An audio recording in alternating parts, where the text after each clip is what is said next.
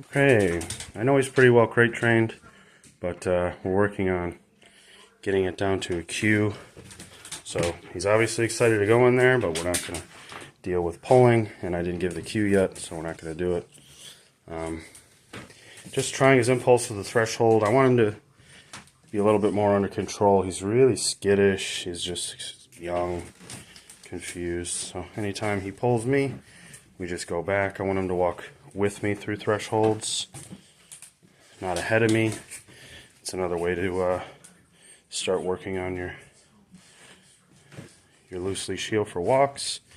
Thresholds are great areas to test over and over because they carry a lot of weight, right? It's a transition area, so the dogs know, hey, I'm going outside, I'm going inside. Something happens at thresholds. Good job. So we always want to work on impulse control, and we can do that at thresholds like this. And then when we're ready, you cheated. When we're ready, we give our command, and we drop the leash. I'll drop the leash first to make sure he really does have some threshold control. Good job. Bed. Nice work. And then we just drop him a couple treats in there. Take off the lead. Good job, my man. And yeah, kennel on cue. So that's a good moment to practice the clicker. It's a good moment to practice threshold control, which, you know, inadvertently is really just impulse control. And it starts getting him used to our vocal cues, right? So things that we're all going to universally use: bed, free, sit down, stay, here for recall, watch for eye contact, all that stuff. The clicker kind of helps embed those a little bit, because this is always going to sound the same. Our voices may sound a little different.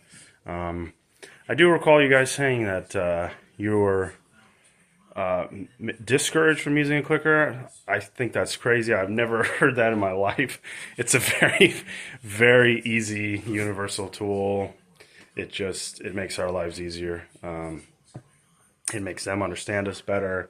Absolutely nothing wrong with the clicker. So yeah, little impulse work, BED, so he's got some vocal command practice, and then as soon as the fourth paw's in there, we're marking, and then we're treating, and closing it up. Pretty simple, but I just want to show you how in like little moments like that, you can be working on a number of things.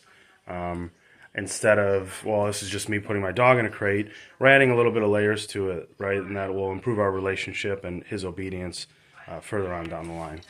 Now, the last thing that I would look for as he is crated there, I might not get it on video because it might take some time, but I'm going to wait till he actually displays some calm in the crate, and I'm going to mark for that reward, and then that's when I leave.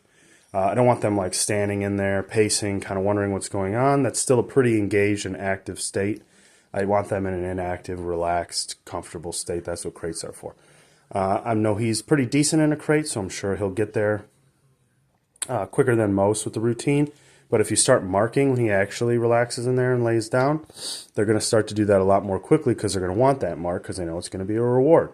So I'm just going to watch. He's not going to know what I want. I'm not going to command anything. You can't command calm. You have to wait for it and shape it.